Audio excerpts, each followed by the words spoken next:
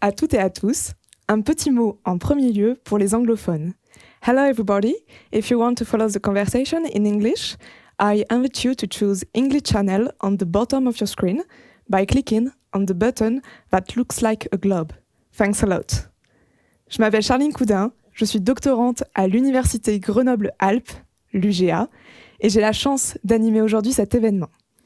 Vous êtes nombreux et nombreuses aujourd'hui, et nous vous remercions vivement pour votre présence et pour l'intérêt que vous portez au doctorat en France et à l'Université Grenoble-Alpes. Avant tout, quelques consignes. Afin que tout se déroule dans les meilleures conditions, je vous remercie de laisser vos micros et les caméras désactivés. Vous pouvez en revanche poser vos questions par écrit en français ou en anglais par l'intermédiaire du chat et nous nous chargerons de récolter et poser les questions pour vous. Il y aura 2 séquences, une table ronde qui évoquera le doctorat en général avec des témoignages des doctorants et un axe international important. 60% d'entre vous sont internationaux, issus de plus de 75 pays d'après nos statistiques, donc vous aurez, je pense, un intérêt particulier pour cet aspect. Enfin, vous pourrez ensuite rejoindre une des 13 écoles doctorales thématiques et échanger avec la direction et les doctorants. À l'Université Grenoble-Alpes, le doctorat est porté par le collège doctoral et c'est donc Pierre Lemonde, son directeur, à mes côtés, qui va ouvrir ce forum. Bonjour Pierre. Bonjour Charline. Pierre, tu es donc le directeur du collège doctoral. Tu es également directeur de recherche au CNRS, un organisme de recherche national, et à ce titre, tu effectues tes recherches en physique quantique au sein de l'Institut NEL. Peux-tu nous dire, en quelques mots, ce qu'est le collège doctoral ? Merci Charline. Bonjour à toutes et à tous. Le collège doctoral, comme tu l'as dit, c'est la composante de l'Université Grenoble-Alpes qui est en charge de la politique doctorale de l'établissement. Et à ce titre, elle fédère les 13 écoles doctorales thématiques du site. Chaque doctorant, chaque doctorante est inscrit dans une des 13 écoles doctorales en fonction de sa discipline scientifique. Et vous aurez d'ailleurs l'occasion d'aller à leur rencontre tout à l'heure. Très bien, merci beaucoup. Et donc du coup, que représente le doctorat à l'Université Grenoble-Alpes ? Alors le doctorat à l'UGA, c'est environ 2900 doctorantes et doctorants, dont à peu près 40% sont internationaux. Et ces doctorants et doctorantes font au quotidien la recherche dans nos laboratoires et participent fortement au rayonnement scientifique de l'UGA. C'est notamment cette qualité scientifique qui permet à l'UGA d'être au plus haut dans les classements français et internationaux. Faire un doctorat à l'UGA, c'est bénéficier du plus haut niveau de diplôme dans une des meilleures universités. Le doctorat français est reconnu partout dans le monde, mais un doctorat à l'UGA, c'est un passeport vers des carrières très variées, en particulier des carrières internationales, tant au niveau académique que dans les entreprises. D'ailleurs, en 2024, l'Office européen des brevets a classé l'UGA première université européenne en termes de dépôt de brevets. Donc l'Université Grenoble-Alpes, dans son écosystème qui est adossé à de grandes entreprises, est donc un fleuron européen de l'innovation. Eh bien, je te remercie pour cette réponse très intéressante. Et du coup, est-ce que tu souhaites dire un dernier mot aux étudiantes et étudiants ? Oui, alors j'aimerais leur dire qu'il y a une très grande différence entre le cursus licence-master qu'ils ont suivi et le doctorat. Le doctorat, c'est aussi une expérience professionnelle. D'ailleurs, on peut faire un doctorat de bien des manières, et c'est ce qui vous sera présenté aujourd'hui. Mais ce qui réunit tous les doctorants, c'est qu'ils font de la recherche.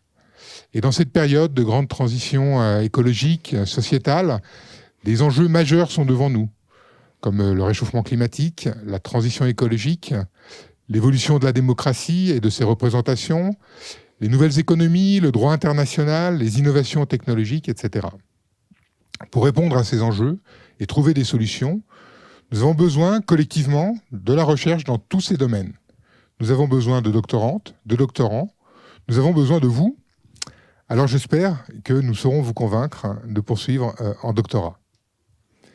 Alors, avant de rendre la parole à Charline, qui est doctorante en 3e année à l'école doctorale Sciences de la Terre, de l'Environnement et des Planètes, le DSTEP, je voudrais la présenter un petit peu. Donc, elle effectue ses recherches à l'Institut des Sciences de la Terre, ISTER, Et je précise qu'elle est lauréate 2025 du concours de vulgarisation scientifique Ma thèse en 180 secondes pour l'Académie de Grenoble et prix des lycéens à la fois au niveau local mais aussi au niveau national. Donc je le remercie infiniment d'avoir accepté d'animer cet événement. Bien, merci beaucoup Pierre. Nous allons maintenant passer à la table ronde.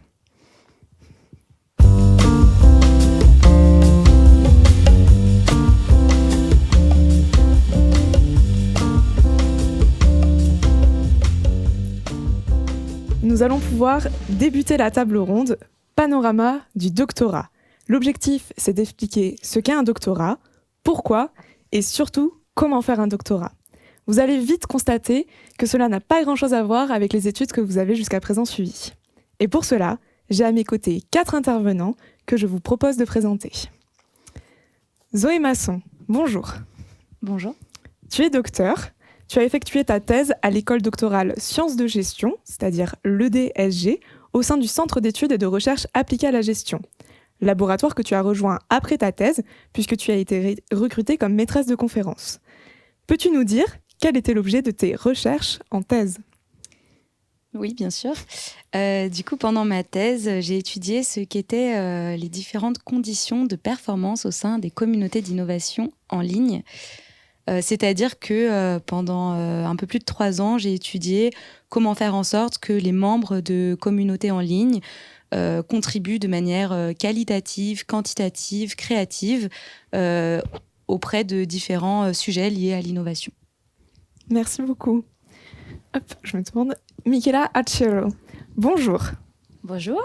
Tu es docteur depuis quelques jours puisque tu as soutenu fin octobre. Déjà, toutes mes félicitations. Merci. Tu as fait ta thèse à l'école doctorale Ingénierie, matériaux, mécanique, environnement, énergétique, procédés et production.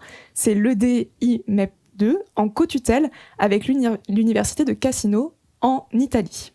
En France, ces recherches se font au laboratoire Sol, Solide, Structure, Risque, c'est le laboratoire 3SR. Peux-tu nous préciser en 2 mots l'objet de tes recherches actuelles au laboratoire ? Oui. Alors, donc, merci. Et l'objectif principal de ma recherche, c'était l'étude d'une technique de renforcement du sol. Donc, c'est centré sur la mécanique de sol. Et en particulier, j'ai étudié la mécanique et les interactions entre des fibres qui ont la possibilité de renforcer du sable. Et dans mon 3 années de recherche, l'objectif, c'était surtout de connaître et de connecter la phénoménologie du matériau, donc la partie mécanique, avec la partie au microscope. Donc, une étude multi-échelle pour avoir la compréhension totale, globale, plus ou moins, du mécanisme de renforcement. Ok, merci beaucoup. Et donc, Mohamed Ouada Mavrouk, bonjour. Bonjour, Charles. Tu es doctorant à l'école doctorale mathématiques, sciences et technologies de l'information informatique, c'est l'EDMST2I, au sein du laboratoire d'informatique de Grenoble. Est-ce que tu peux nous préciser également quel est l'objet de tes recherches ? Brièvement, mon projet porte sur la modélisation de connaissances historiques autour des couleurs dans les anciens manuscrits, à l'aide des ontologies, des graphes de connaissances et des grands modèles de langage, les LLM.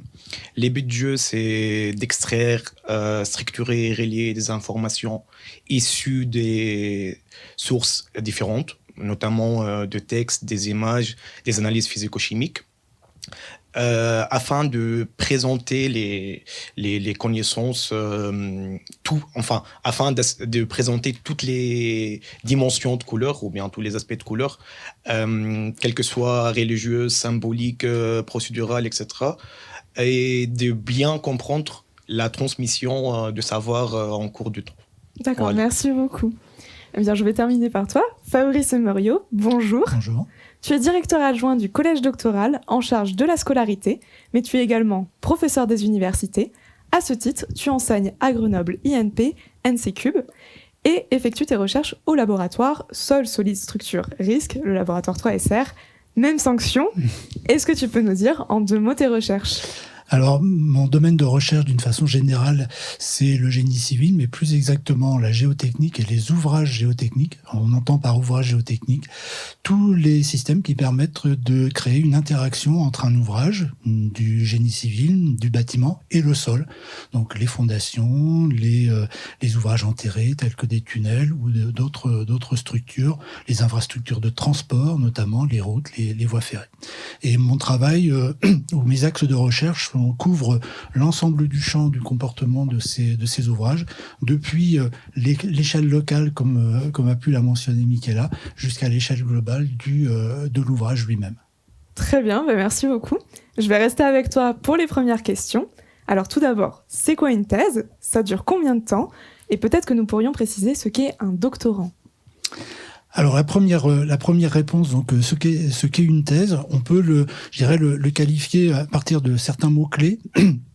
Donc une thèse, c'est un travail de recherche individuel, alors ce qui ne veut pas dire un travail de recherche complètement solitaire, mais bien généralement mené au sein d'une équipe, en tout cas déjà avec l'équipe d'encadrement de la recherche. Donc un travail de recherche individuel qui vise à développer des connaissances scientifiques et techniques, qui vise aussi à apporter des réponses à des problématiques complexes, à proposer des solutions innovantes à ces problématiques complexes, qui a pour objectif de proposer des nouvelles approches, des nouveaux produits éventuellement, et à les valider de manière très rigoureuse.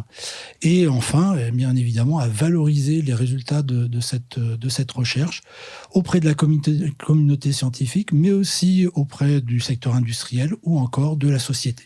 Voilà. Okay. Le doctorat, pour répondre à la deuxième question, en général, ça dure 3 ans. Voilà, pour un travail de recherche qui se mène à temps plein. En revanche, on a la possibilité, ou on a de manière un peu peut-être réduite, mais on a la possibilité d'avoir des thèses qui se font en temps partiel, et là, la durée peut être plus longue, on va dire de l'ordre de 5-6 ans en général. Et puis, la dernière question, si tu peux me rappeler. Qu'est-ce que c'est un doctorant? Qu'est-ce que c'est un doctorant? Eh bien, c'est un étudiant un peu particulier, dans le sens où, effectivement, il a le double statut d'étudiant, mais également de jeune professionnel. Alors, ça se traduit d'une manière très majoritaire par un travail de recherche qui se mène avec un contrat de travail. Et c'est en ce sens que l'on parle d'une première expérience professionnelle pour le doctorat, et que, à l'issue du doctorat, le jeune docteur poursuit sa carrière professionnelle et non pas la démarre. Très bien. Et bien du coup, si tu pouvais simplifier, ça serait quoi les différences entre le master et le doctorat? Le master, si je peux simplifier, c'est donc une formation, on va dire, de base, qui vise à faire acquérir aux étudiants des connaissances, des compétences, essentiellement au travers de l'étude de problèmes qui sont bien posés et pour lesquels on a une solution qui est connue, bien formalisée. Donc, à contrario, une thèse, eh bien, c'est un travail pour lequel il faut déjà poser le problème, l'établir, bien définir la problématique, et pour lequel on n'a pas de solution a priori qui existe, et on cherche justement à développer soit directement la solution, soit une démarche qui nous amène à proposer une solution. Très bien, merci. Bon, comme vous l'aurez compris, la grande question, c'est évidemment comment on fait une thèse. Et je vous propose donc de revenir sur le parcours de nos docteurs et doctorants ici présents. Zoé, je crois que tu as fait ta licence à Montpellier. Peux-tu nous dire en synthèse ton parcours d'études jusqu'à ta thèse ? Oui, bien sûr. Du coup, effectivement, j'ai commencé par une licence de droit et sciences politiques à Montpellier pendant donc 3 ans. Ensuite, je suis partie à l'étranger pendant 1 an dans le cadre d'un Erasmus et je suis rentrée faire un master 1 de communication à Toulouse avant d'être prise dans un master que j'avais envie de rejoindre, qui est un master de Sciences Po Grenoble, qui s'appelait Transmédia, qui a changé de nom récemment. Donc, j'ai quitté Toulouse pour venir ensuite à Grenoble. Donc, le master était entre Grenoble et Annecy. Donc, j'ai fait mon master 1 et 2 ici. C'était un master qui était très professionnalisant. Donc, qui ouvrait pas une suite logique vers la thèse, on va dire. Mais c'était quand même une option qui me plaisait bien. Et du coup, après ça, je sais pas si... Bon, voilà. Du coup, j'ai fini par trouver une thèse avec un format un peu particulier, la CIFRE, mais je pense qu'on en parlera après. Donc après ce master à Sciences Po Grenoble. Très bien, merci beaucoup. Michaela, tu es italienne et tu as commencé logiquement tes études de licence en Italie. Donc comment est-ce que tu as fini par venir en doctorat à l'Université Grenoble-Alpes ? Alors, donc, exactement comme tu as dit, j'ai fait mon L3 en Italie et après, j'ai fait mon Master 1 et Master 2 avec le parcours de double master. Donc, j'ai fait mon première année en Italie et mon deuxième année à Grenoble. C'est-à-dire que mon première année, la raison pour laquelle j'ai eu la volonté de faire un master avec une double licence, avec la double université, je ne sais pas comment dire exactement. Oui, c'est très bien. C'était parce que j'avais envie de faire une expérience à l'étranger. Et en plus, mon première année de master, c'était pendant le Covid. Donc, j'avais vraiment envie de sortir un peu, de respirer de l'air. Et quand j'avais vu qu'à Grenoble, il y avait plein de montagnes et tout, je dis, pourquoi pas Grenoble ? Et donc, j'ai suivi cette parcours. Et c'est le master que j'ai fait, c'était dans le laboratoire 3SR, où après, j'ai eu la possibilité, parce que dans cette master, les premières 4 du master, ils avaient la possibilité, éventuellement, s'ils avaient envie, de poursuivre avec un doctorat. Et c'est ce qui s'est passé. Donc, heureusement, j'étais une des premières du master. Et donc, ils m'ont proposé de continuer avec un doctorat. Et en même temps, l'université où j'avais suivi mon L3 et mon Master 1, ils m'avaient proposé de faire un doctorat aussi. Et donc, je me suis dit, pourquoi pas de faire un doctorat avec les 2 universités. Et c'est pour ça que j'ai commencé à faire le doctorat en Côte-Hôtel. Ok, très bien. Wada, tu as fait tes études à Sfax en Tunisie avant d'arriver en doctorat. Pareil, même question. Peux-tu nous expliquer un peu ton parcours ? Tout à fait. Je suis né en Monastir, plus précisément à Ksebet Mediouni, en Tunisie, une petite ville sur la côte tunisienne, où j'ai obtenu mon bac en mathématiques, suivi des 2 ans de classe préparatoire en mathématiques et physique. Après, j'ai poursuivi le cursus avec 3 ans de cycle d'ingénieur en informatique à l'École nationale des ingénieurs de Sfax. Et à la fin de ce cursus, j'ai effectué un stage de 6 mois pour le projet de fin de mes études, à l'INSA de Strasbourg, au sein du laboratoire iCube. Et voilà, où j'ai vraiment découvert ce qui est réellement la recherche scientifique et ce qui est réellement la domaine académique. Et après, je m'ai lancé dans la thèse. Très bien. Voilà. Ça nous fait un point en commun parce que je sors aussi d'école d'ingénieur. Ah bon ? Donc voilà. Donc pour faire une thèse, vous l'aurez vu, il a une grande diversité d'accès et donc je vous propose de continuer.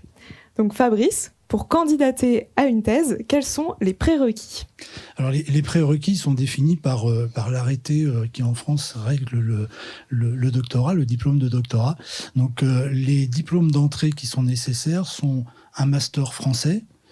Un diplôme d'ingénieur valant grade de master permet aussi de rentrer en thèse directement. Pour tous les étudiants qui ont d'autres formations en France ou à l'étranger, il est nécessaire, pour pouvoir être autorisé à s'inscrire en thèse à Grenoble, mais dans toute autre université, ce sera la même démarche. Ils ont à obtenir une équivalence ou une dispense de diplôme de master français pour pouvoir être recruté. Très bien, merci. Donc à ce propos, Zoé, Michaela et Wada, pouvez-vous nous dire, au regard du parcours que vous nous avez exposé, comment vous avez concrètement trouvé votre sujet de thèse, votre encadrement et votre laboratoire et financement ? Vas-y, tu peux commencer si tu veux. Oui, du coup, moi, c'était du coup un petit peu... c'était pas vraiment une suite logique, comme je disais, j'avais un master très professionnalisant. Et moi, j'avais eu un intervenant qui, en se présentant, avait évoqué justement le format de la CIFRE, donc d'une thèse en entreprise, format qui m'avait beaucoup plu. Donc, j'avais contacté cet intervenant, par mail par la suite. On avait pu échanger. Et puis, en fait, il m'avait un peu décrit ce que c'était, comment ça fonctionnait. Moi, ça m'avait beaucoup plu. Et je lui ai dit, si jamais t'entends parler de quelque chose, d'une œuvre, en tout cas, moi, l'idée me plaît. Il travaillait dans les mêmes il intervenait dans mon master, donc on était un petit peu dans le même milieu. Et puis, je pense que les étoiles étaient un peu alignées parce que l'année d'après, on a rééchangé. Et en fait, moi, j'étais en stage de fin d'études à Paris à l'époque. Et il connaissait quelqu'un, donc un professeur qui est devenu mon directeur de thèse par la suite, Guy Parmentier, qui avait, avec une entreprise, qui est une entreprise Ixiad, monté un projet de recherche qui se matérialisait par la proposition de réaliser un doctorat.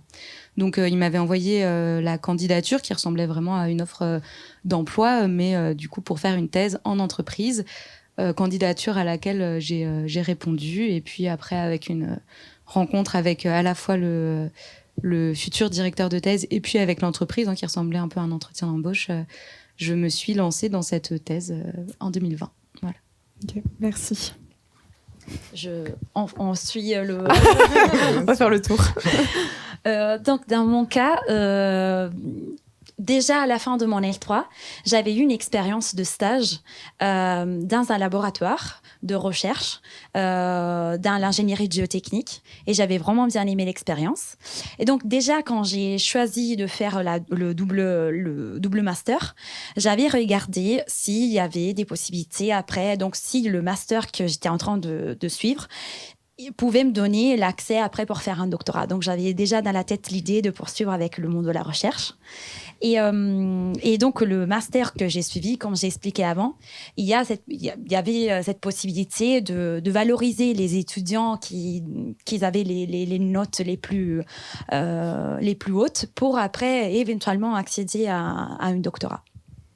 Donc, c'était assez facile, je veux dire, de trouver la possibilité de faire un doctorat, mais c'était un peu plus compliqué ou, je veux dire, pas donné le fait de trouver un sujet que ça pouvait mettre d'accord les encadrants en Italie et les encadrants en France.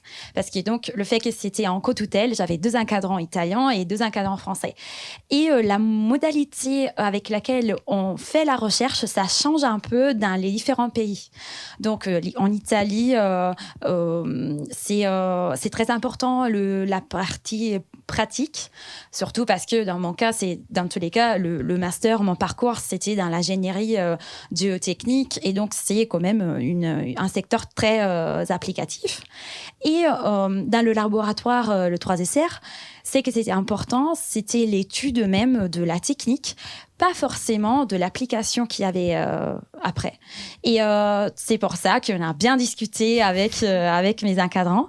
Et à la fin, donc, on a trouvé un sujet que ça pouvait être bien pour tous les 2 universités.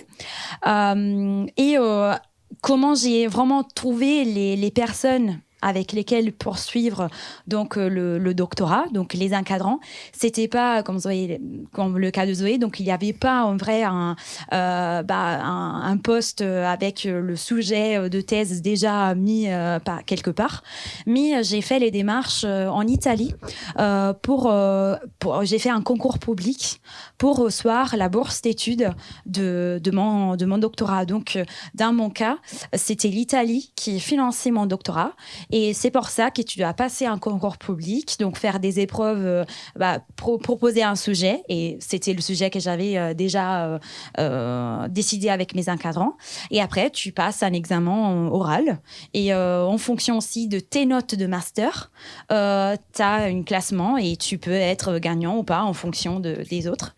Et donc, j'ai gagné comme ça le concours et j'ai commencé comme ça le doctorat. Ok, merci. Tu peux. Pour moi, pendant mon stage, à la fin plutôt de mon stage de fin d'études à Strasbourg, c'était pas vraiment exceptionnel. J'ai reçu un mail de l'offre de thèse, j'ai postulé et suite à plusieurs échanges avec ma directrice, j'ai trouvé que le sujet correspondait parfaitement à mes attentes et à mes intérêts. Et voilà, mutuellement, c'était comme ça pour eux, mes notes et tout. Et voilà, c'est comme ça, je me suis lancé dans la thèse, c'était pas trop... non. C'est super. Et bien donc, du coup, un point important, c'est que même si l'institution vérifie que l'étudiant a le niveau pour le recruter, c'est très important aussi que l'étudiant vérifie aussi que l'équipe et les conditions d'accueil lui conviennent. Fabrice, quels sont les grands acteurs qui gravitent autour des doctorants ? Alors, un doctorat, bien évidemment, c'est un travail de recherche mené par un doctorant sous la responsabilité scientifique d'un directeur de thèse. Alors, la direction de thèse peut être partagée entre plusieurs personnes. Il peut y avoir, comme dans le cas d'une thèse en co-tutelle, des co-directeurs en France et dans le pays étranger. On a aussi la possibilité d'avoir une co-direction en France entre deux personnes qui sont dans deux universités différentes. On peut aussi avoir dans l'équipe globale d'encadrement des co-encadrants. Donc c'est très variable suivant les situations. Ça peut aller de un directeur de thèse jusqu'à, on va dire, peut-être 4 directeurs et co-encadrants. Le troisième acteur qui est important, c'est l'école doctorale. On est nécessairement rattaché en tant que doctorant, inscrit à une école doctorale au sein d'une université. Et le quatrième, c'est le laboratoire de recherche qui, en général, qui est le lieu d'exercice du directeur de thèse. Et c'est le lieu dans lequel le doctorant ou la doctorante va pouvoir travailler, je dirais, de manière permanente, avoir un lieu, un bureau, un ordinateur ou des moyens expérimentaux ou autres pour travailler. Je rajouterais peut-être un cinquième acteur dans le cas de thèses qui se font en relation avec le secteur industriel. On a évoqué tout à l'heure le cas des financements CIFRE, mais toutes les thèses ne sont pas, dans le secteur industriel, ne sont pas nécessairement gérées par des conventions CIFRE. On peut avoir des collaborations directes entre un laboratoire et un industriel. Et donc là, à ce titre-là, un industriel, une entreprise, peut-être un cinquième acteur du doctorat. Très bien, merci. Et donc, on va constater au regard de ces témoignages une différence de pratique entre les domaines des sciences humaines et sociales et le domaine des sciences technologiques et santé. Pourrais-tu nous donner des précisions ? Alors, ça va peut-être être un petit peu caricatural ce que je vais dire. Si on doit noter des différences entre les domaines effectivement STS, donc sciences, technologies, santé, et puis SHS, sciences humaines et sociales, peut-être une des principales différences, je dirais, c'est que d'une façon générale en STS, le sujet de thèse est assez souvent déjà défini. On passe par un processus finalement de recrutement de doctorants comme une offre d'emploi, très majoritairement, alors que du côté sciences humaines et sociales, c'est plutôt le doctorant qui monte son sujet, qui le définit, qui le précise, qui l'argumente et qui obtient la bénédiction du directeur de thèse, ou en tout cas son accord pour l'encadrer pendant les 3 ans de thèse. Une autre peut-être différence, je ne sais pas s'il faut dire que c'est relatif SHS, STS, mais ça pourrait être en termes de type de financement ou de possibilité d'avoir le financement. Effectivement, le financement en général, quand on répond à une offre de thèse qui est plutôt de l'ordre de l'offre d'emploi, eh bien, il y a un financement qui est déjà défini, qui est déjà assuré. Quand le candidat doctorant propose son sujet, comme a pu le faire Michaela en Italie, eh bien, il y a aussi un concours, je dirais, pour aller obtenir un financement pour le sujet. Mais encore une fois, je voudrais pas qu'on caricature et que l'on croit. Voilà. C'est un continuum entre l'ensemble des domaines. On retrouve véritablement toutes les situations dans les 2 grands champs disciplinaires. Ok, merci. Et donc du coup, parmi les étudiants de ce forum, la plupart ne sont pas à Grenoble, voire ils sont à l'étranger. Et donc où peuvent-ils trouver un sujet de thèse ? Alors, la première, si le sujet de thèse existe déjà, s'il a déjà un financement, d'une façon générale, il est présenté, il est publicisé.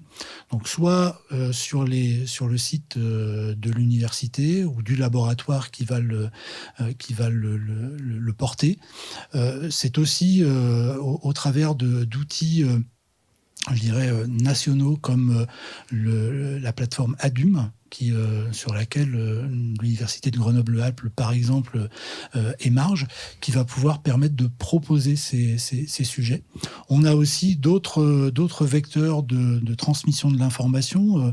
Il existe des associations, notamment en France. On a l'association Bernard Grégory qui permet aussi à un directeur de thèse de faire une publicité par rapport à son sujet, ou ce qui peut être aussi vu de l'étranger directement, c'est donc l'affichage des sujets de thèse sur les plateformes Campus France. Également, donc c'est aussi une possibilité pour visualiser, pour trouver un sujet déjà existant. Dans le cas d'un sujet qui n'est pas encore, qui serait à maturer par le candidat, là le conseil il est plutôt d'aller vers ces enseignants locaux qui en général ont des contacts avec des universités françaises, ont en tout cas des noms de personnes à proposer aux candidats et qui permettent de démarrer l'interaction, les échanges pour pouvoir formuler, préciser, définir le sujet de thèse. Et en général aussi avoir des informations sur le financement qui va être possible pour ce sujet. Ok, très bien. Du coup, ça me permet de rebondir. On a déjà parlé un petit peu des financements. Est-ce que tu peux nous en dire un petit peu plus sur quel type de financement il existe peut-être ? Alors, le panel est très large, oui. On va dire. On a globalement des financements qui sont des financements donnés par l'État français ou par l'État étranger dans le cadre de projets internationaux. Donc c'est ce qu'on appelle chez nous les contrats doctoraux. Donc qui peuvent relever d'un concours auquel le candidat ou la candidate va postuler. Ce nombre de contrats doctoraux est relativement limité. C'est de l'ordre d'une dizaine de % à peu près des thèses qui se font à l'UGA qui sont financées par de tels contrats doctoraux attribués par l'établissement. On a tous les financements sur projets de recherche, donc qui sont des projets, alors soit financés par l'ANR ou par d'autres, par l'Agence nationale de la recherche ou d'autres organismes français qui peuvent financer des projets de recherche. Ça, en général, ça passe par un contrat de travail qui va être piloté, qui va être géré par l'établissement, mais les fonds proviennent de ces agences.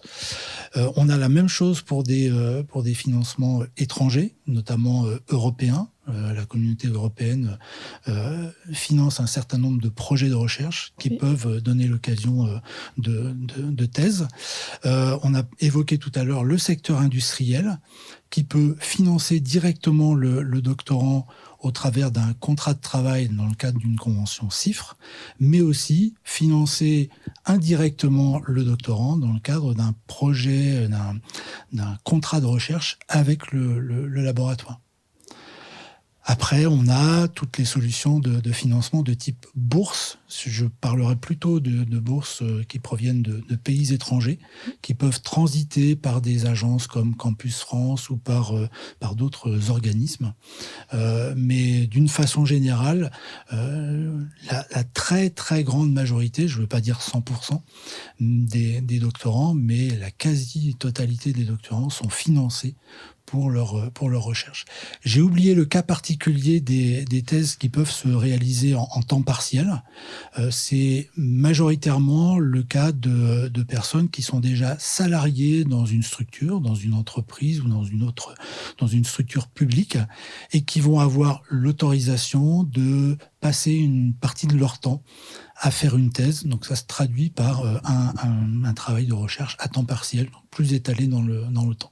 Je pense avoir à peu près couvert toutes les possibilités de financement. C'était super.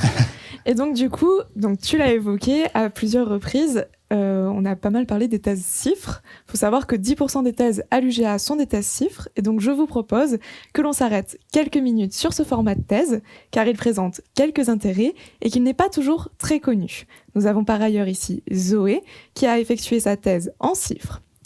Donc, une thèse CIFRE, c'est une thèse qui se fait entre un laboratoire de recherche, une entreprise ou une collectivité territoriale d'accueil. Le doctorant recruté bénéficie d'un CDD de 3 ans, voire d'un CDI, avec salaire minimal de 26 400 €. C'est les chiffres en 2025. L'État français verse une subvention de 14 000 € aux entreprises qui recrutent. C'est donc assez avantageux pour elles. Seuls 10% des thèses CIFRE restent au niveau de salaire minimum en moyenne. Ils sont à plus de 31 000 € et ça peut monter au-delà de 60 000 €. Comme le doctorant a un pied dans l'entreprise, il y a un fort pourcentage d'embauche à la suite, environ 90% 6 mois après la thèse. Et donc la CIFRE est possible en étant étranger et en co-tutelle. Zoé, est-ce que tu peux nous faire part de ton expérience sur la thèse CIFRE ? Qu'est-ce que cela t'a apporté et quelles sont les démarches ? Alors, qu'est-ce que ça... Donc, mon expérience au global, tu viens de décrire très bien ce que c'était une CIFRE. Dans mon cas, j'étais en CDI, c'est-à-dire que l'entreprise a tout de suite choisi de m'embaucher en CDI. Donc c'était aussi assez confortable de ne pas se soucier de ce qui se passerait au bout de 3 ans à la fin de la thèse, etc. C'était une expérience extrêmement intéressante d'avoir un pied à la fois dans l'industriel, on va dire, dans une entreprise et dans la recherche. Comment ça s'est fait ? Donc il y a plein de formats. Je pense que chaque CIFRE est un petit peu unique dans sa façon d'être réalisée et comment elle est appréhendée un petit peu par le doctorant ou la doctorante. Moi, j'ai passé beaucoup de temps dans mon entreprise.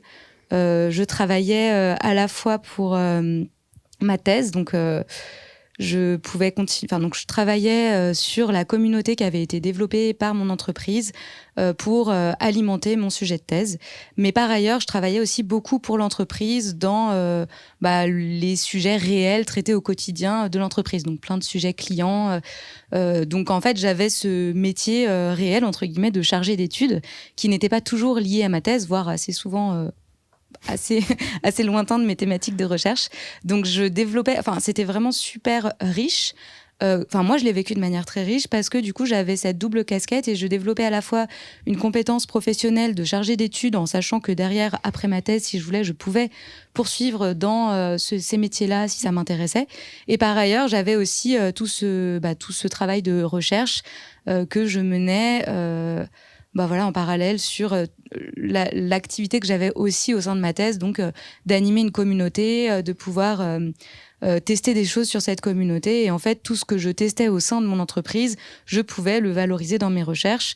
Et il y avait ce cercle un peu vertueux, que moi je décrirais comme un cercle vertueux, de continuer de faire des recherches de mon côté et de voir ce qui a été fait et de pouvoir, d'un point de vue académique, et de pouvoir l'appliquer en pratique au quotidien dans mon métier.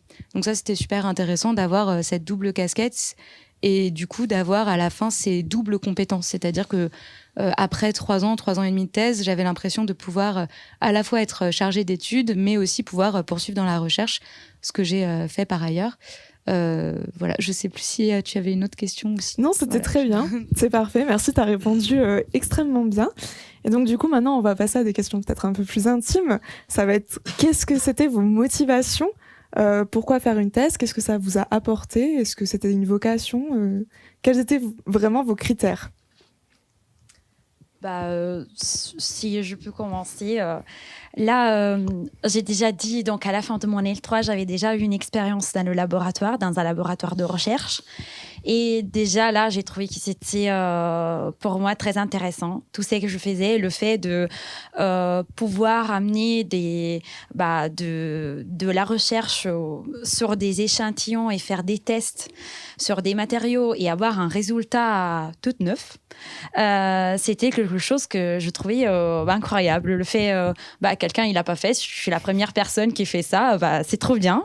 C'est la première courbe sur cette matériau. Donc c'était déjà, pour moi, un peu, j'étais déjà passionnée un petit peu pour la découverte des choses. Après, je savais pas encore sur quel domaine, mais le fait d'avoir la possibilité d'étudier quelque chose que personne n'avait étudié avant, ou de continuer dans des détails qui n'étaient pas encore bien évolués, c'était quelque chose que ça me donnait vraiment l'envie de faire la recherche pour ça. Donc il y a cette côté, donc un peu la passion innée, donc la volonté vraiment de découvrir quelque chose. Et la deuxième chose, que ça m'a vraiment donné l'envie de faire un doctorat, c'était la connaissance de la communauté scientifique, qui à la base est très très très internationale. Et je pense que c'était une idée que j'avais avant de commencer le doctorat, mais c'est quelque chose qui c'était vraiment confirmé pendant le doctorat même. Donc avoir la possibilité de rencontrer, mais je pars pas que de la partie recherche. Pour le côté humain, de rencontrer des gens qui viennent partout du monde, de partager les expériences, avoir cette partie d'échange, et c'est vraiment enrichissant. Donc de mon côté, j'ai eu la possibilité donc de faire la recherche dans un sujet que j'aimais bien, et donc j'ai eu la possibilité d'être dans un laboratoire, parce que mon doctorat c'était expérimental. Donc il y avait toute la partie dans le labo avec les tests que j'adore, et donc j'avais mes petites courbes toutes neuves. Et après le côté humain, parce que c'est pas comme un doctorat chiffre. Toi, tu as ton sujet, comme il expliquait avant Fabrice Miro, mais donc en théorie, tu es un peu toute seule. Donc tu as ton sujet, et c'est à toi de continuer et de développer tous les parties de ton sujet. En même temps, tu as tes encadrants qui sont fondamentales, je pense, pendant ton parcours, avec lesquels tu partages tout, donc tes résultats, tes ambitions, tes idées. Mais pendant le doctorat même, tu as la possibilité d'interagir avec plein d'autres doctorants et partager tes expériences, ou si tu as envie, tu peux aussi participer à d'autres projets, aider les autres. Et dans mon cas, c'est ce qui s'est passé. Donc, surtout en France, parce que le laboratoire, le 3SR, c'est très international. J'ai eu la possibilité donc de travailler sur d'autres sujets juste pour aider les autres, parce qu'ils utilisaient par exemple une machine dans le laboratoire que moi j'avais la capacité d'utiliser, et donc c'était un partage des connaissances. Donc est-ce que tu peux aider cette personne à faire ça? Moi j'adore ça, le travail d'équipe, c'est quelque chose que ça me donne plus que ma recherche perso. Et donc, j'ai eu la possibilité quand même d'échanger beaucoup avec les autres. Donc, t'es toute seule, mais en vrai, t'es jamais toute seule. Ça, c'est très bien. Mais je trouve que c'est très important, dans mon cas personnel, c'était très important d'avoir des encadrants qui m'ont toujours suivi. Ils m'ont jamais abandonnée, je veux dire. Donc, je me suis jamais sentie toute seule, mais le sujet... je sentais jusqu'à la fin, jusqu'à la semaine dernière, là, que c'était une responsabilité d'arriver à la fin, de montrer que j'avais quand même fait quelque chose pour 3 ans et arriver à concrétiser les efforts de 3 ans. Donc, ouais, c'est ça. Ok, très bien. Et pour vous, du coup? Pour moi, au début, j'avais pas l'idée d'enchaîner mon parcours avec une thèse. Je me disais, ce que j'ai fait est déjà suffisant pour avoir un bon poste avec un bon salaire. Mais justement, après mon stage de recherche au labo de Strasbourg, j'ai complètement changé mon mindset, ma manière de penser, car j'avais envie d'aller plus loin, de contribuer à la production des nouvelles connaissances. Et après, ce qui m'a plus encouragé, le fait que j'ai toujours aimé combiner des approches techniques et méthodologiques, comme la modélisation de connaissances, l'intelligence artificielle, etc., à des questions, pas de questions existentielles, mais des questions qui sont reliées à la nature, à la culture, à l'histoire. Et ben voilà.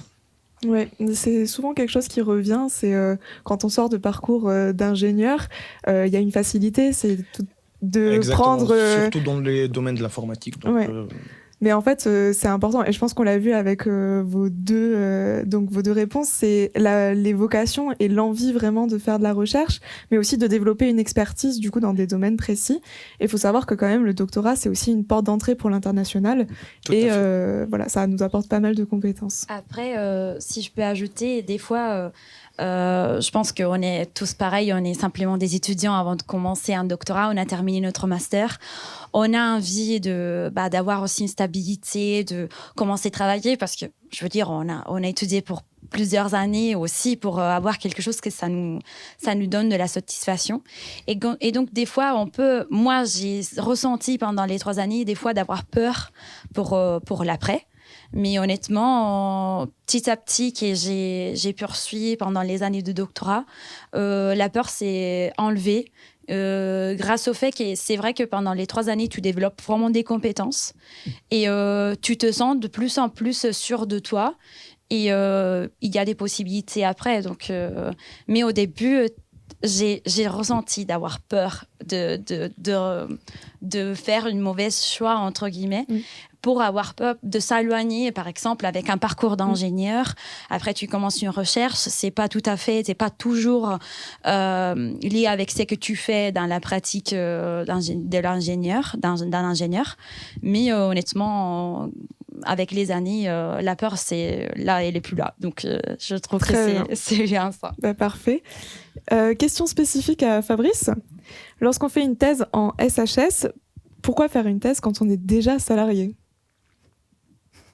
Alors, je ne suis pas sûr de comprendre C'est la première question, c'est quand on fait une thèse en SHS, du coup, qu'est-ce qui se passe ? Et la deuxième question, c'est pourquoi faire une thèse quand on est déjà salarié ? Alors, je vais peut-être répondre à la deuxième question d'abord. C'est la plus simple.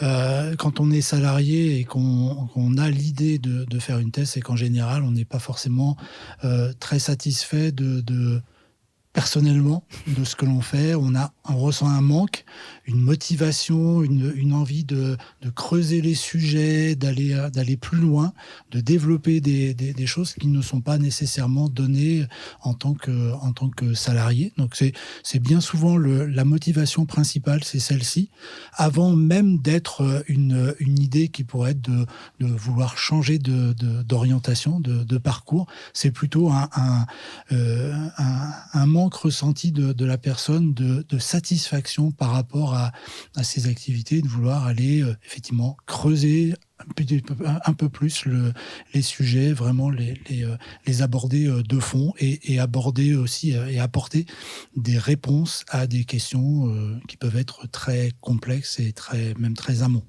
par rapport à son travail, je dirais, de salarié. Sur la thèse en SHS, je veux dire, alors je ne suis pas forcément très à même de répondre directement. C'est pas mon domaine, mais je pense que c'est une volonté là aussi de développer des connaissances, d'apporter de la connaissance d'une façon générale à la société, d'essayer de proposer des réponses à des questions qui n'ont pas encore été abordées et qui n'ont pas forcément une vocation, je dirais, très, très concrète tout de suite, mais plutôt un développement de connaissances d'une façon générale. D'accord, très bien, merci. Et bien donc du coup, c'est quoi la suite pour vous aujourd'hui ? Est-ce que vous voyez continuer dans la recherche ou... Moi, du coup, oui, je me vois continuer dans la recherche. De fait, j'ai eu un poste de maîtresse de conférence l'année dernière. C'était pas En fait, quand j'étais en thèse CIFRE, ce que j'aimais beaucoup, c'était justement ce côté à la fois académique et entreprise. Donc après ma thèse, moi j'ai poursuivi pendant un peu plus d'1 an en CDI dans mon entreprise. Et puis ensuite, la recherche me manquait en fait. et du coup, je me suis dit bon, je passe ma qualif, donc ma qualification pourquoi pas remettre un pied dans la recherche dans les années qui arrivent. Et puis de fil en aiguille, j'ai postulé à un poste qui sortait cette même année. Et j'ai saisi l'opportunité au vol et du coup j'ai commencé en tant que maîtresse de conférence l'année dernière. Donc, je poursuis dans la recherche et l'enseignement à l'UGA, à l'IAE. Ok, très bien. Vous avez déjà une idée ? Moi, comme tu as dit avant, j'ai soutenu, ça fait pas longtemps, donc c'était le 28 octobre. Et pour l'instant, j'envisage de continuer dans le monde de la recherche. Comme Zoé, je ferai la partie du CALIF pour après avoir la possibilité de postuler pour redevenir maître de conférence. Mais j'envisage pas maintenant de passer les concours. Je voudrais bien faire une expérience de postdoc, pas en travaillant avec les mêmes équipes avec lesquelles j'ai travaillé jusqu'à maintenant. Pas parce que j'ai pas bien aimé, mais parce que j'ai vraiment envie de découvrir aussi d'autres groupes, d'autres sujets, faire une expérience avec d'autres groupes de recherche. Et après, les postdocs, c'est pas toute la vie, c'est 1 année, 2 années, ça dépend beaucoup du postdoc. Et après, pourquoi pas revenir vers ici, à Grenoble ou ailleurs où j'ai bien aimé vivre. Donc, mais dans tous les cas, oui, continuer avec le monde de la recherche. Très bien. Et toi, Wada? Pour moi, je suis encore dans ma première année, donc je ne fais pas encore décider. Mais après, tout dépend des offres. Et après, c'est pas peut-être ça va me manquer la recherche, comme elle a dit. Donc, honnêtement, je ne sais pas encore. D'accord, très bien. Du coup, on peut préparer son après-thèse en développant des compétences lors d'un doctorat. Fabrice, quels sont les dispositifs existants et de quelle aide je peux bénéficier? Alors, avant de répondre à la question, je voudrais rebondir sur ce qui vient d'être évoqué, juste pour donner une statistique générale. C'est qu'effectivement, on a fait une étude il y a peu de temps, il y a 1 an, sur le devenir des docteurs. Et on a environ 40% des docteurs qui poursuivent dans une carrière académique, donc recherche ou enseignant-chercheur. On a une vingtaine de pourcents qui continuent un travail plutôt d'ingénieur à vocation recherche, donc plutôt R&D. Et puis tout le reste, les 40% restants qui vont vers d'autres horizons. Et donc, pas par défaut, mais parce qu'ils ont effectivement eu une expérience qui leur a apporté des compétences qui leur permettent d'aller vers d'autres domaines. Et donc, les compétences qu'on peut développer au sein d'un doctorat, eh bien, elles sont multiples. Elles sont de l'ordre de la méthodologie de recherche, de l'ordre de la réalisation de la recherche avec la rigueur que j'ai évoqué tout à l'heure. C'est de l'ordre de la valorisation des résultats, aussi bien au travers de communication scientifique que de brevets ou d'autres valorisations, je dirais, industrielles ou sociétales. C'est de l'ordre de la formation, de l'encadrement. Comme ça a été évoqué, on a la possibilité, pendant la thèse, de développer des capacités d'encadrement de personnes, d'équipes, de pilotage de projets et également de faire des expériences d'enseignement. Donc c'est l'ensemble de ces compétences qui peuvent caractériser un jeune docteur. Et pour les amener dans chacun de ces volets à avoir un niveau, je dirais, suffisant, eh bien, il y a tout ce qui peut être acquis au travers de l'expérience de recherche pendant la thèse elle-même, mais également les formations que dispense le collège doctoral, qui sont essentiellement sur trois axes: le projet professionnel, des formations plutôt scientifiques et techniques dans le domaine, ou des formations, je dirais, plus générales sur différentes thématiques. Ça se traduit par un nombre minimum d'heures de formation que le doctorant ou la doctorante doit suivre pendant ces années de thèse. Très bien, merci. Je vous propose de regarder ensemble les quelques questions du public et d'y répondre, si ça vous va. Donc la première question, c'est de Ornelisa et Mohamed. Est-ce qu'il faut avoir de bonnes notes, être un génie pour faire un doctorat? Je peux répondre à cette question. Bien évidemment. Il n'y a pas besoin d'être un génie. Ce que l'école doctorale, d'une façon générale, pour inscrire quelqu'un en thèse, et ce que normalement font aussi le futur directeur ou la future directrice de thèse, c'est de vérifier qu'il y a un niveau suffisant. alors je ne vais pas donner de note de valeur, mais je dirais un diplôme obtenu sans problème, sans faille majeure dans les notes, une bonne évaluation notamment du projet de fin d'études ou de la thèse de master sont des conditions pour être effectivement accepté. Ce que l'on ne souhaite pas, c'est d'engager quelqu'un dans une thèse et de le mettre en danger. Voilà. Donc c'est plutôt cette démarche-là que l'on a de vérification qu'il n'y a pas de faille, plutôt que de dire il faut un niveau minimum et il faut être dans les 4, 5, 10 premiers d'une formation. Ok, très bien. Donc, Ornelisa nous demande, c'est nous qui proposons le sujet ou c'est l'université? Alors du coup, je vais y répondre directement. Donc, ça peut être les deux. Vous pouvez à la fois proposer le sujet. Si vous avez des chercheurs que vous connaissez, vous pouvez directement leur en parler. C'est possible, avec des financements privés, d'accéder à ces thèses-là. Et sinon, il y a tous les concours des écoles doctorales, par exemple. Donc ça va être l'université qui va proposer le sujet. Et donc, vous allez candidater, vous allez pouvoir passer un concours, donc par exemple comme Michaela, et avoir une thèse. Et donc, du coup, est-ce qu'il faut directement postuler aux offres de thèse sur les sites des laboratoires ou bien il faut passer avant par l'école doctorale? Je dirais oui, directement à la source de proposition du sujet de thèse. Il y a une question ensuite sur la possibilité de faire un doctorat à l'UGA ou d'une façon générale dans une université française et d'effectuer ses recherches à l'étranger. Oui, on a un certain nombre de sujets de thèse qui permettent de faire ce genre d'opération. On est plutôt sur des sujets qui sont dans des thématiques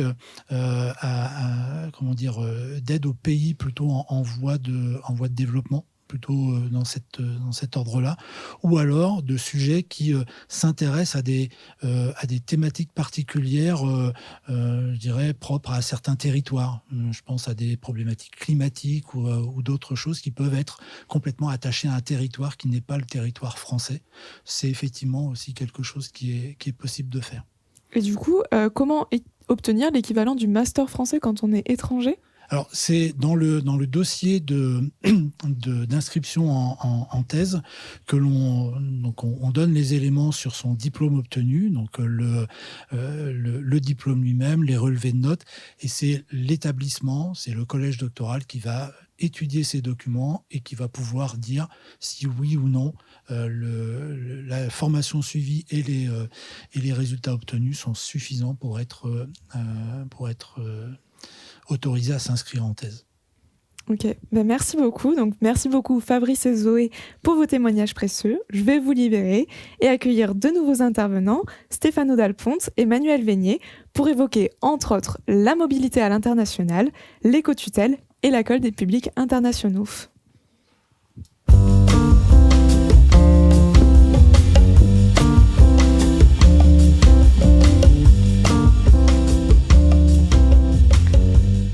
Donc, le temps que nos invités s'installent, il faut rappeler que le doctorat est le plus haut niveau de diplôme universitaire en France et dans le monde et qu'il est reconnu à l'international mieux que les autres.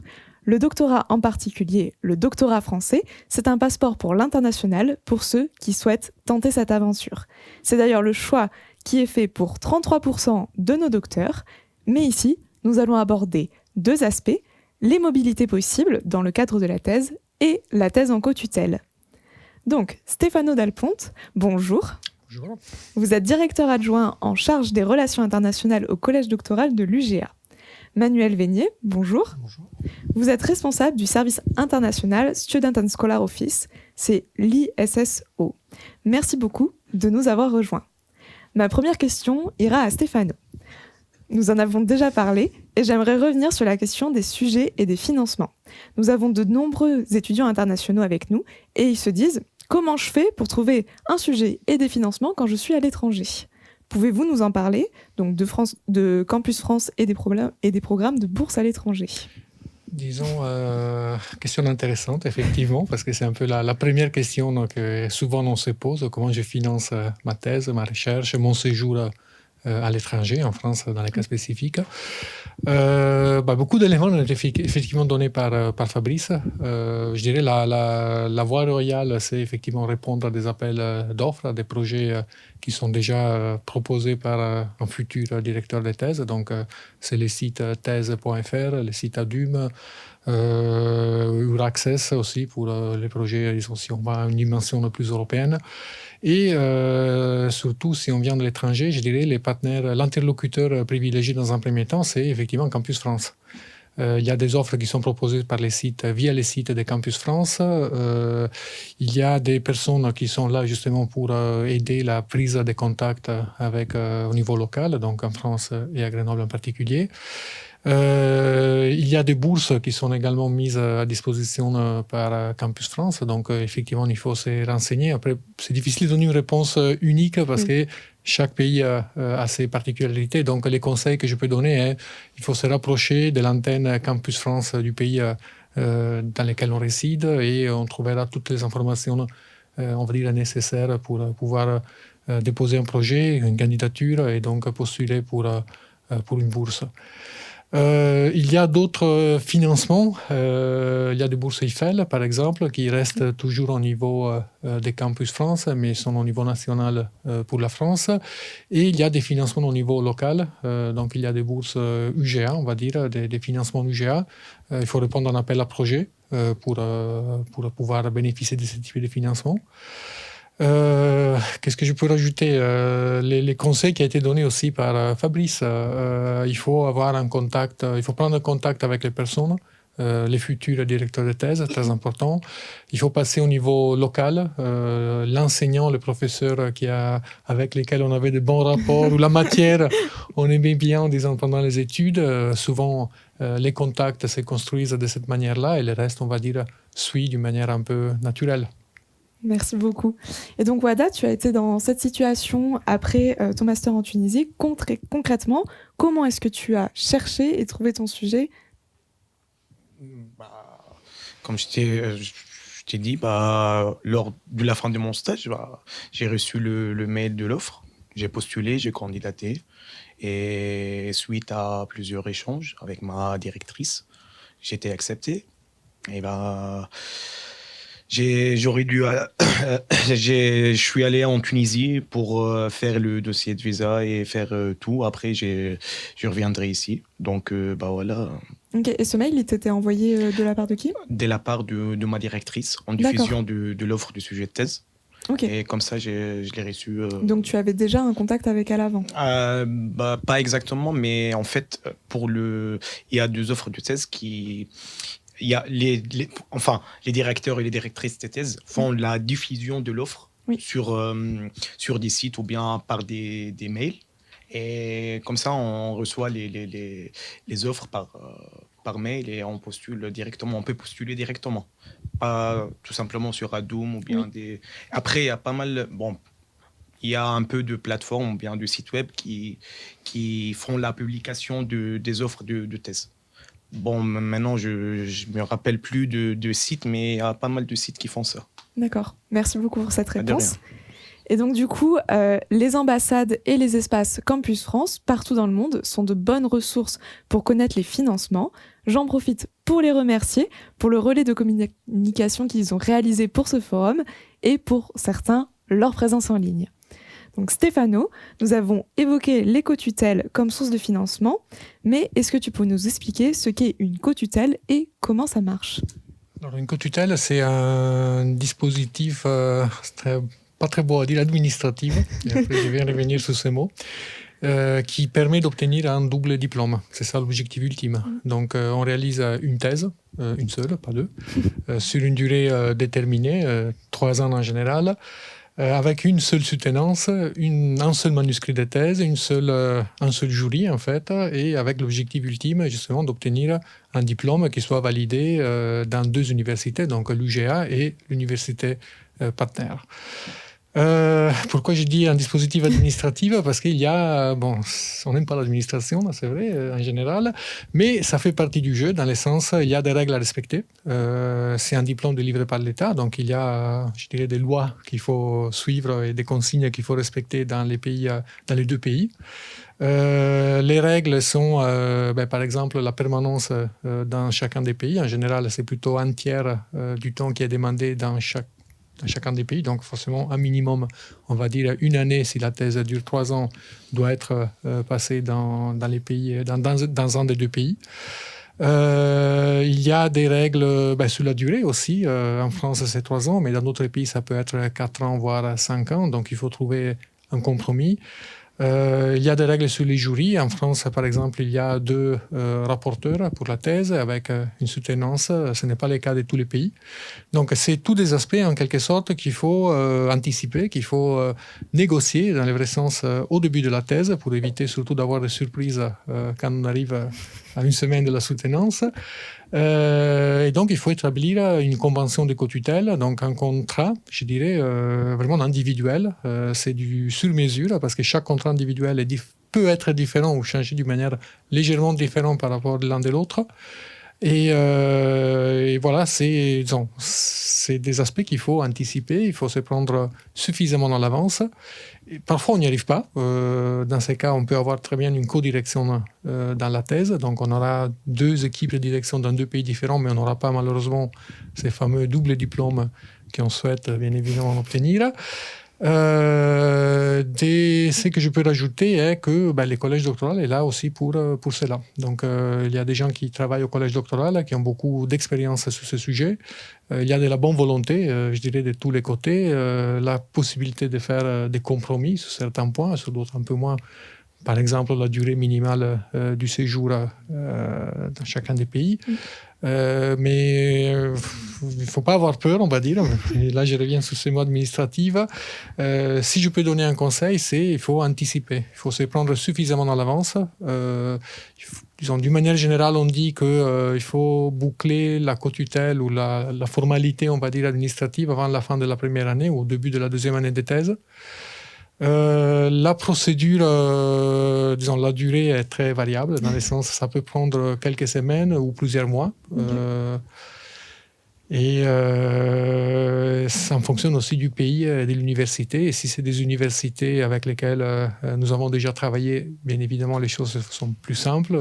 Très souvent, il y a déjà un accord cadre, par exemple, qui est établi, donc on peut se baser sur cet accord. Mais si c'est une nouvelle collaboration, une nouvelle demande de co-tutelle, c'est possible, on peut la faire, on peut la construire de zéro, mais encore une fois, en se prenant suffisamment à l'avance. Ok, très bien, merci. Michaela, donc nous pouvons peut-être rappeler que tu étais en co-tutelle avec l'université de Cassino. Est-ce que tu peux nous faire part de ton témoignage? Donc rappelle-nous comment tu as trouvé ta co-tutelle et comment elle était financée. Oui, alors donc c'était mon choix. Donc, parce que à la fin de mon master, donc j'ai eu la proposition de faire un doctorat en Italie et en France. Je dois dire une chose avant, c'est que quand je suis partie à Grenoble, mes profs de l'Italie, ils connaissaient déjà les profs en France. Ça veut dire que comme on a dit avant, c'est très important de connaître quelqu'un dans l'université où tu vas pour avoir un lien entre les universités, je veux dire. Donc c'était pour ça que j'avais l'opportunité aussi de faire mon double master à l'UGA. C'était parce qu'il y avait déjà des liens entre les 2 universités. Et après, donc, quand j'ai eu la proposition de faire un doctorat dans les 2 pays, c'était moi que j'ai proposé de faire quelque chose en co-tutelle. En vrai, j'ai dit, est-ce qu'on peut faire le doctorat dans les 2 pays? Après, ils m'ont dit, ah oui, ça existe la co-tutelle. Et donc, dans mon cas, en Italie et en France, c'est 3 ans. Le doctorat, donc il n'y avait pas de souci en termes de durée du doctorat, c'était pareil. Mais quand j'ai commencé, donc j'ai fait mon concours pour gagner la bourse d'études en Italie. Donc mon contrat, il était quand même financé par l'Italie. Donc, mon salaire venait de l'université italienne. Et j'avais donc gagné le concours et j'ai commencé mon doctorat le 1er novembre 2022, si je ne me trompe pas. Et on a commencé, après que j'ai gagné le doctorat, donc la bourse, on a commencé avec les démarches administratives pour faire la co-tutelle. Et ça a pris plus ou moins 6 mois. Donc, mais c'était pas un souci. Moi, j'étais pas inquiète parce que j'avais déjà gagné la bourse d'études, j'étais déjà salariée, j'avais déjà commencé mon doctorat. Mais c'est-à-dire que j'ai pas eu des gros soucis comme expérience personnelle avec la bureaucratie ou avec l'organisation.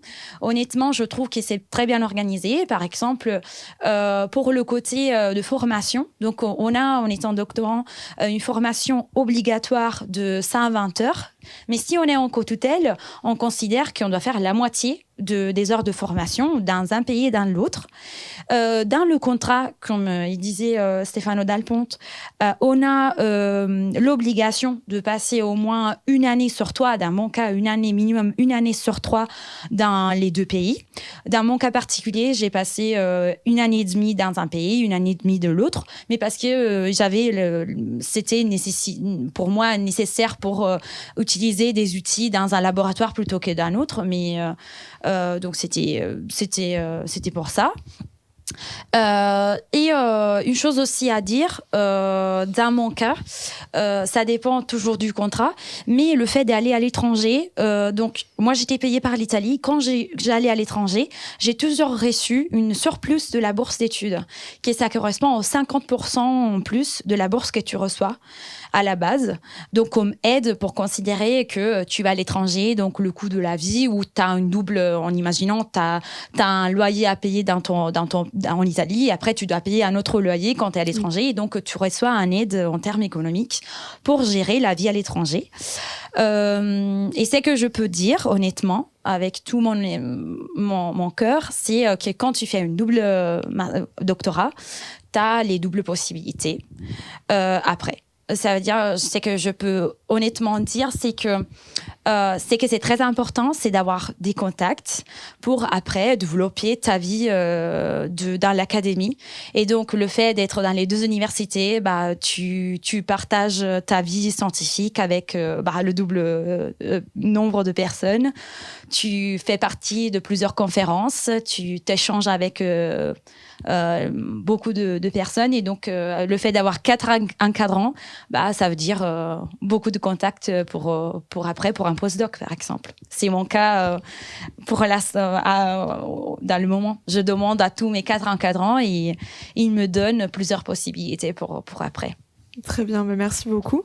Donc du coup, Stefano, est-ce qu'il y aurait des vigilances à avoir, des erreurs à ne pas commettre dans le cas des co-tutelles, des conseils que tu donnerais à un étudiant donc, qui veut faire une co-tutelle? Les erreurs à ne pas commettre, c'est censurer.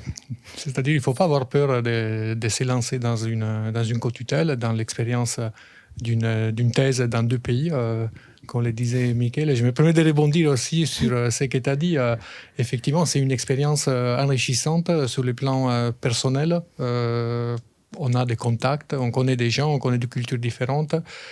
C'est un enrichissement sur le plan scientifique. On va chercher des compétences ailleurs que dans son propre pays d'origine, on va dire, ou dans son propre université d'origine. Donc, on a la possibilité de progresser justement aussi d'un point de vue scientifique, et ça c'est vrai pour les étudiants mais aussi pour les encadrants.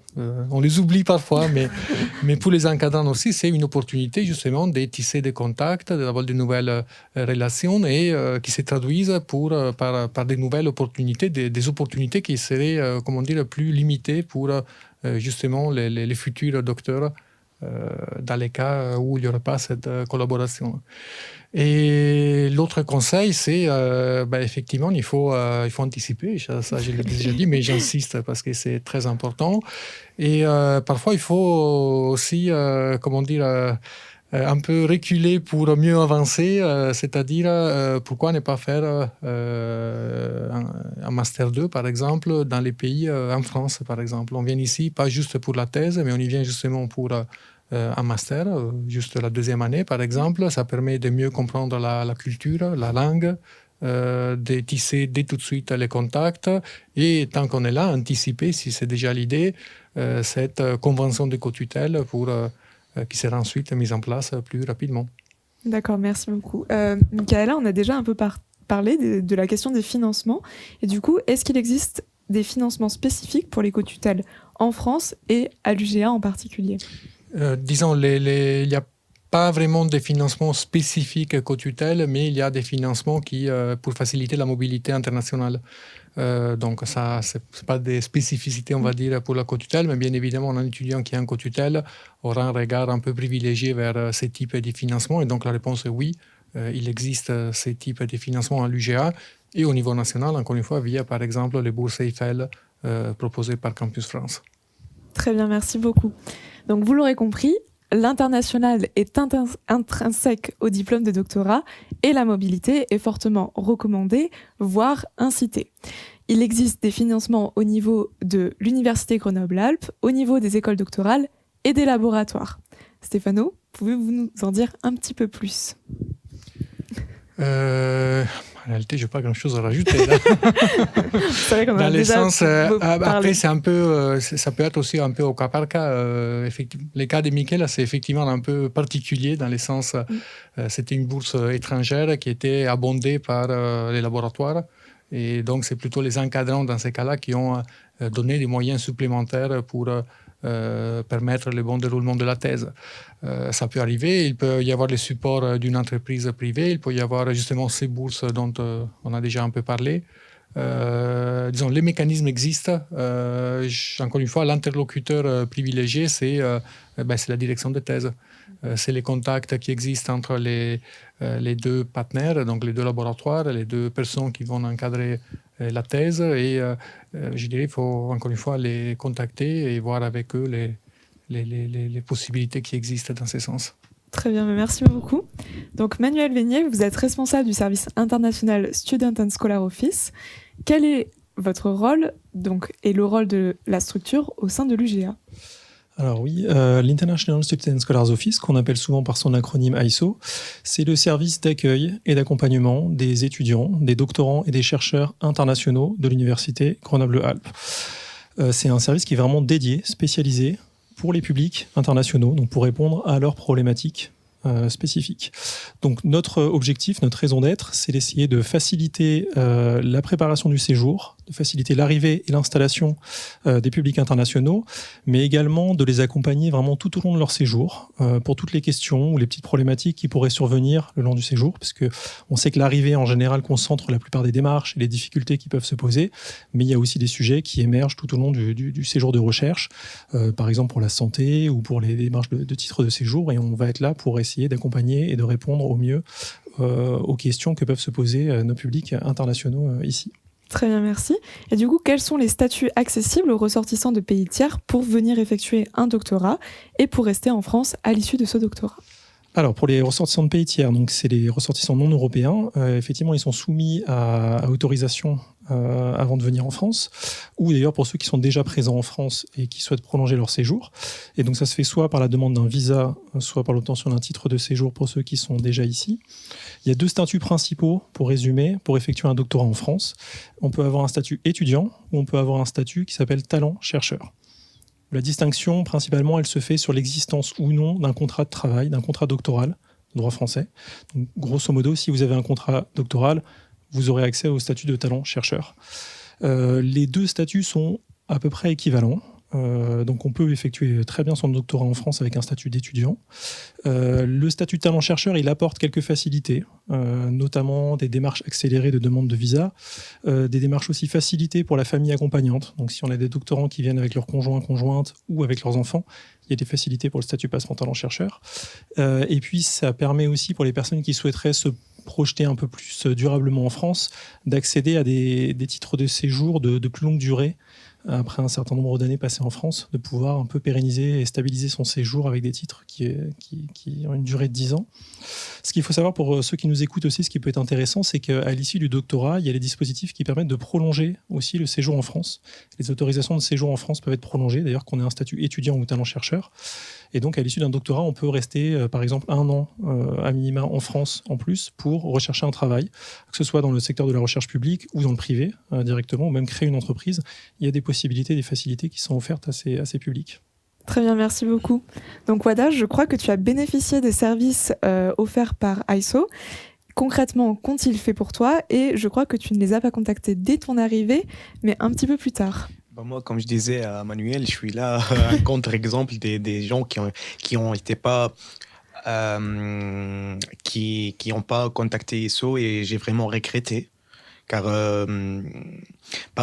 j'étais au début, j'étais vraiment éparpillé entre tout ce qui est document de visa, tout ce qui est carte séjour, machin. Donc là, même pour le logement et tout, j'étais pas au courant qu'il existe des sites web pour ça. Je remercie vraiment ma directrice. Elle m'a guidé dans toutes les démarches, elle m'a suivi aussi. Mais après, j'ai demandé à l'ISO pour ma carte vitale. Et ils m'ont répondu directement. Et d'ailleurs, je pense qu'Emmanuel peut vraiment parler plus de services de l'ISO pour que les étudiants être en courant de ces services-là et profitent bien de ces services. Donc, on va passer tout de suite à toi. Je repasse.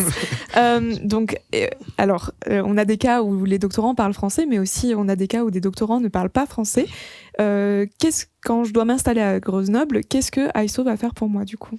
Alors que vous soyez francophone ou non francophone, pour nous, ça ne fait pas de différence. C'est l'un des avantages du coup d'avoir un service spécialisé dans l'accueil des publics internationaux, c'est que toute notre équipe, elle peut s'adresser à vous en français et en anglais. Alors, qu'est-ce qu'on va faire concrètement en complément de ce que tu as pu évoquer, Wada ? La première des questions qu'on nous pose et la première problématique qui va se poser, c'est la question du logement, évidemment. Donc, on va essayer de faciliter la recherche de logement. Alors, l'université Grenoble-Alpes ne possède pas de logement directement, très très peu. Donc, on va plutôt mettre en relation avec des acteurs sur le territoire qui proposent des logements. Donc, de faciliter la mise en relation avec des acteurs qui proposent des logements. On va aussi informer un peu sur les conditions qui sont associées à ces acteurs, quels sont les prix des logements à Grenoble, par quel biais on peut chercher un logement.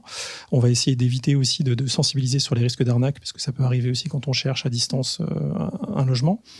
Et après, on va intervenir, alors pour les démarches à l'arrivée, on va beaucoup intervenir sur justement les premières démarches d'affiliation à l'assurance maladie, par exemple. Les assurances complémentaires aussi qu'il peut y avoir, donc il n'y a pas que l'assurance maladie en France, il y a une série d'assurances qu'il faut prendre. On peut intervenir sur des questions d'ouverture de compte en banque, on peut intervenir sur des questions même de transport, comment fonctionnent les systèmes de transport public en France, comment on a un abonnement, est-ce qu'on peut conduire en France avec un permis étranger, un permis italien par exemple, est-ce qu'on peut aussi conduire en France. Donc c'est vraiment tous les aspects qui ne sont pas directement liés à la recherche, ou aux aspects vraiment RH de contrat de travail. On va essayer de répondre, en tout cas d'apporter les premiers éléments de réponse si on ne peut pas répondre nous-mêmes sur ces éléments. J'ajoute qu'on accompagne aussi les familles des chercheurs ou des doctorants qui viendraient. Donc, c'est-à-dire que s'il y a des problématiques, par exemple, de scolarisation des enfants, on peut aussi les informer et les accompagner sur ces thématiques-là. Et alors, comment on va faire cet accompagnement ? Le premier, c'est en mettant à disposition de l'information en bilingue, en français et en anglais, via le portail international de l'Université Grenoble-Alpes.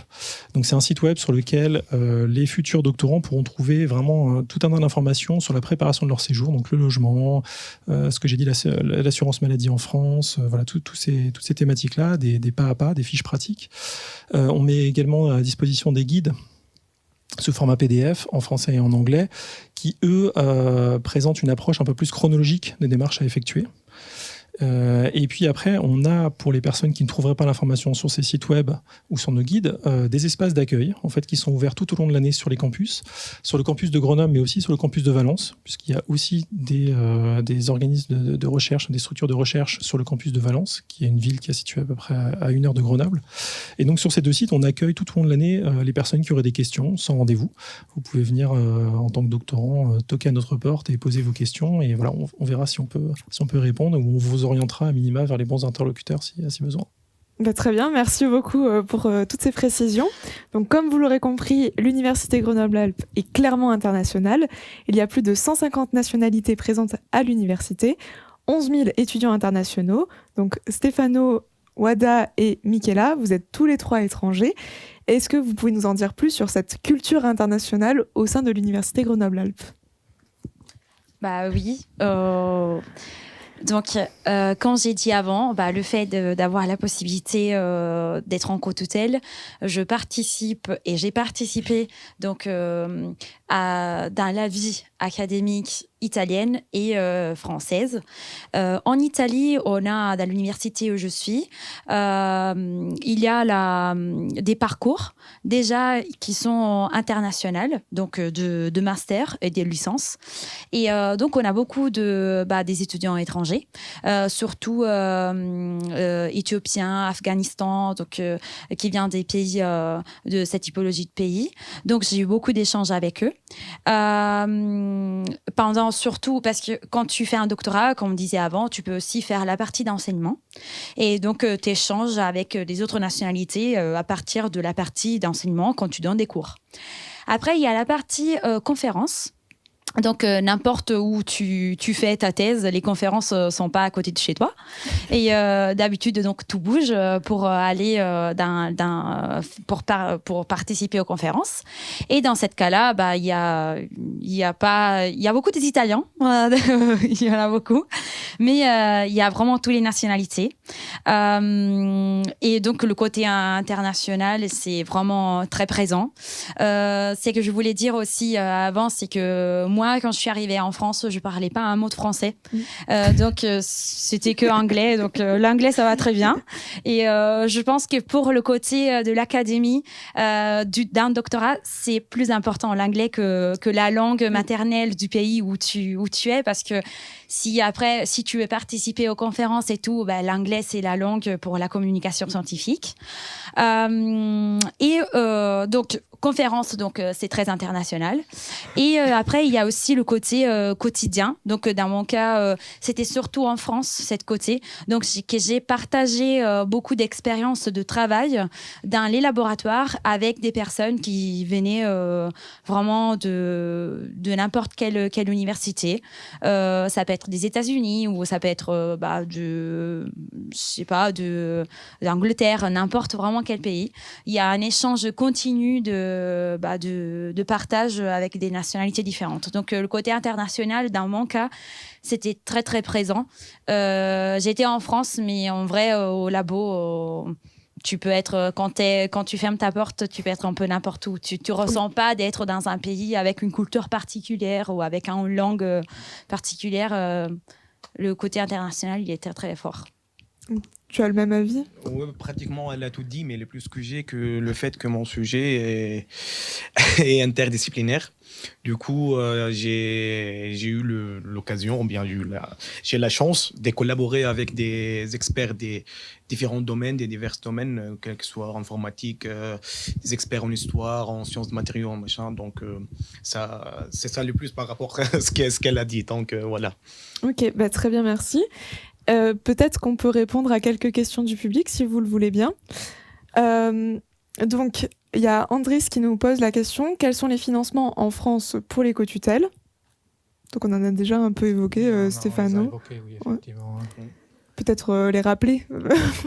En faire un petit peu. Si on veut, oui, disons, on peut partir au niveau local, effectivement, avec des financements spécifiques de l'UGA, donc les bourses de mobilité, les bourses Eiffel, qui, là, ça remonte déjà à une échelle nationale, mais la candidature s'est faite au niveau local.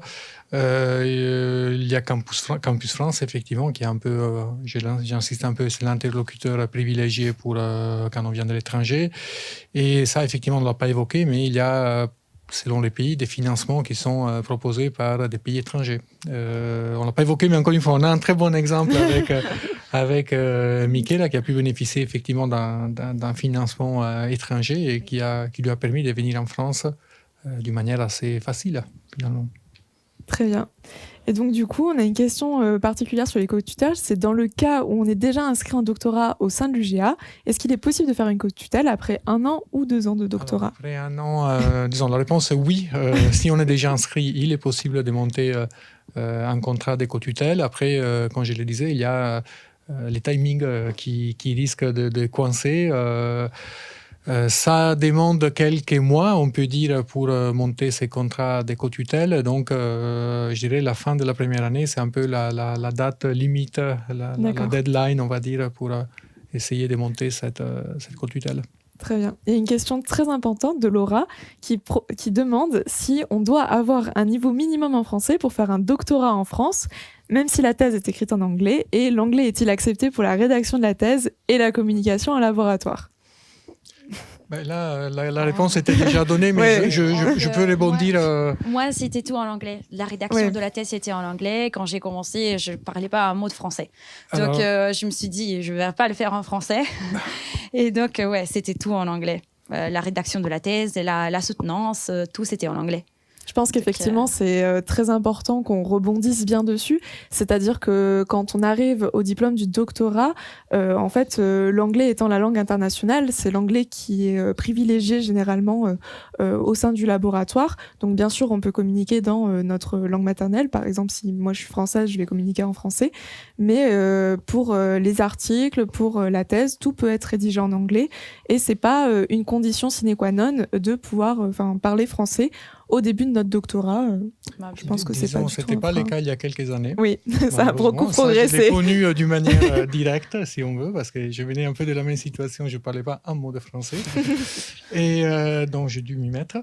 Mais j'y rajouterai aussi, c'est un peu Grenoble aussi qui est un peu un cas particulier. Pour donner quelques chiffres qui peut-être ne sont pas les toutes dernières, mais environ 47% des doctorants grenoblois sont à l'international, sont des étrangers. Donc c'est quand même un nombre important. Il y a 10% des thèses qui sont en co-tutelle. De mémoire, c'est un peu les doubles par rapport à la moyenne nationale sur les thèses en co-tutelle. Donc il y a l'ISO qui existe à Grenoble, pas forcément dans toutes les universités.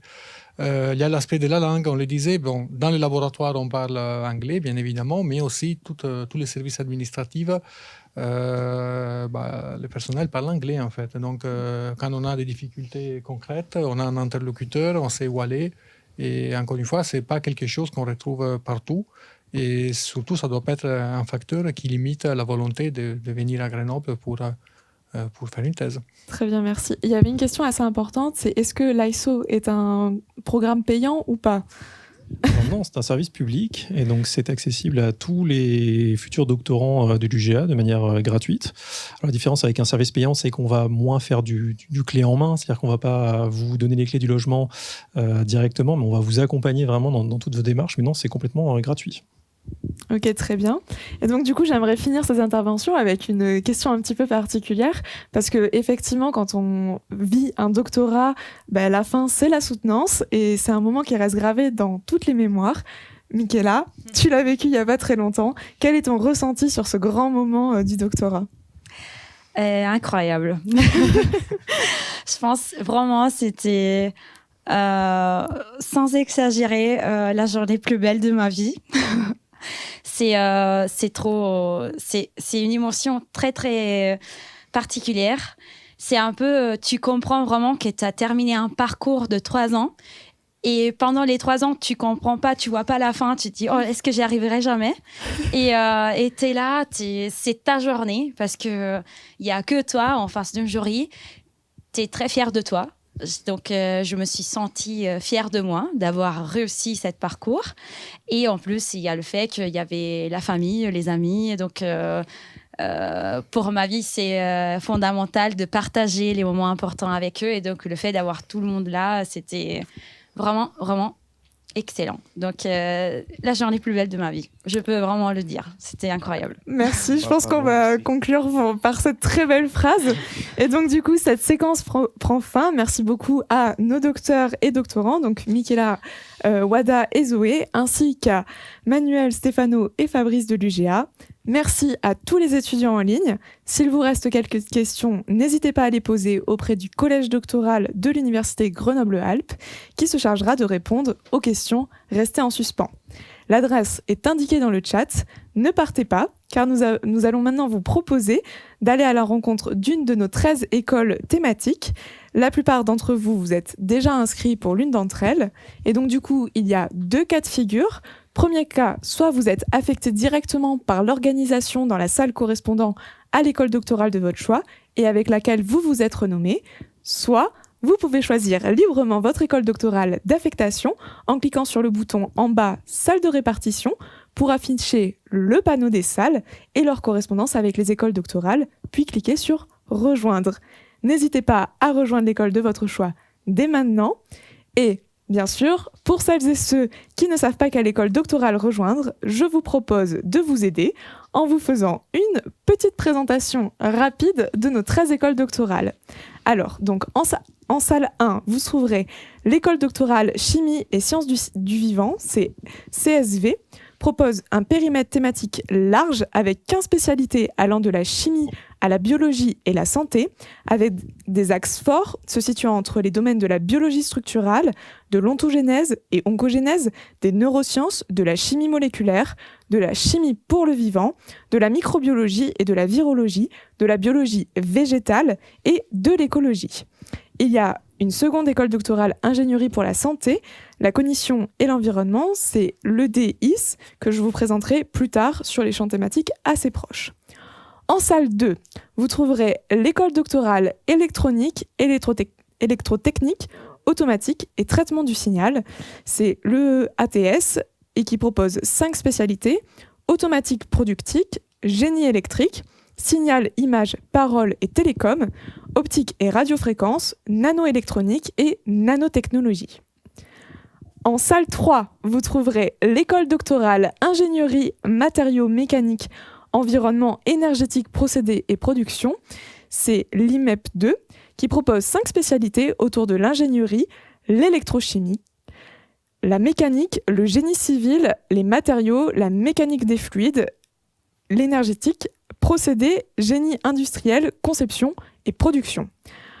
En 4e salle, vous trouverez l'école doctorale ingénierie pour la santé, la cognition et l'environnement, donc c'est l'école doctorale IS, qui forme les doctorants à une ingénierie d'acquisition, de traitement et de modélisation des données en vue d'élucider les mécanismes mis en jeu dans les grandes fonctions des systèmes vivants et leur relation avec leur environnement, la cognition, l'action et ce autour de 5 spécialités: biotechnologie, instrumentation, signal et imagerie pour la biologie, la médecine et l'environnement, modèles, méthodes et algorithmes en biologie, santé et environnement, sciences cognitives, psychologie cognitive, neurocognition, ingénierie de la cognition, de l'interaction, de l'apprentissage et de la création, mouvement et comportement pour la santé et l'autonomie.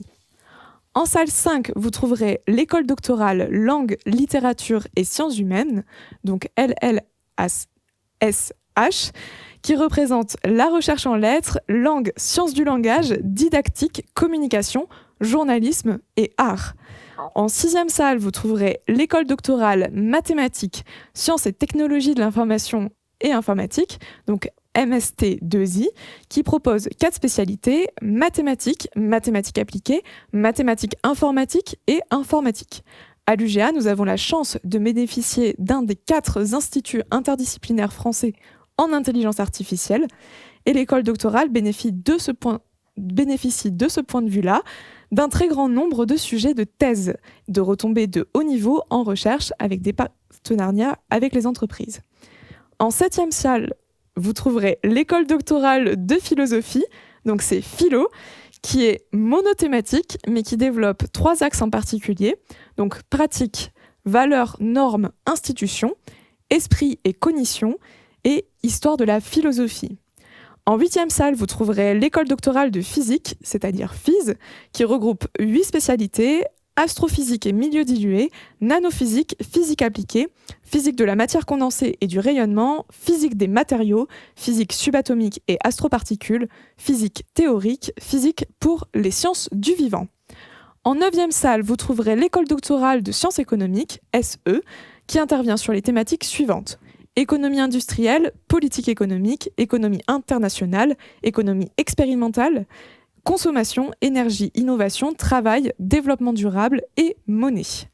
En 10e salle, vous trouverez l'école doctorale sciences de gestion, SG, qui exerce dans le domaine des sciences de gestion et du management au travers de 5 spécialités: finance, comptabilité, contrôle, audit, gestion des ressources humaines, management stratégique, entrepreneuriat, innovation, marketing, système d'information et supply chain management.